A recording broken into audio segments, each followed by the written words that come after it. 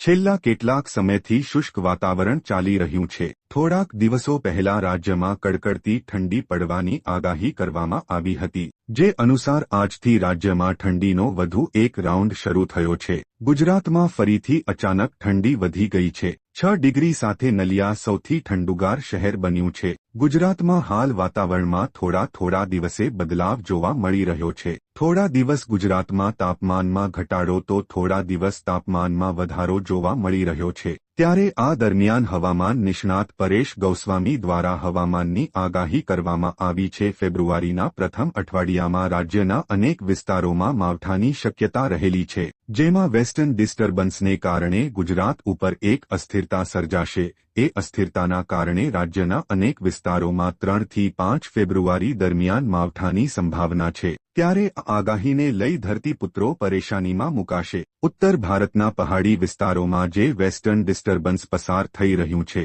જેમાંથી એક મજબૂત વેસ્ટર્ન ડિસ્ટર્બન્સની અસરને કારણે ગુજરાત પર એક અસ્થિરતા સર્જાવવાની છે, જેના કારણે રાજ્યમાં 3, 4 અને 5 એમ 3 દિવસ રાજ્યના અનેક વિસ્તારોમાં માવઠું થાય તેવી શક્યતા છે। આ માવઠાની સૌથી વધારે અસર સૌરાષ્ટ્ર, ઉત્તર ગુજરાત અને મધ્ય ગુજરાતમાં જોવા મળે તેવી સૌથી વધુ શક્યતા જોવા મળી રહી છે। આ સાથે તેમણે જણાવ્યું છે કે ઉત્તર ગુજરાતના વાવ, થરાદ, મહેસાણા, બનાસકાંઠા અને સાબરકાંઠા જિલ્લામાં 3 અને 4 તારીખે માવઠું પ્રભાવિત કરે તેવી સંભાવનાઓ છે। એકદમ છૂટાછવાયા અને સામાન્ય ઝાપટા પડી શકે છે। આણંદ, નડિયાદ, ખેડા અને બરોડામાં પણ 4 તારીખે મધ્યમથી ભારે ઝાપટા થાય તેવી શક્યતાઓ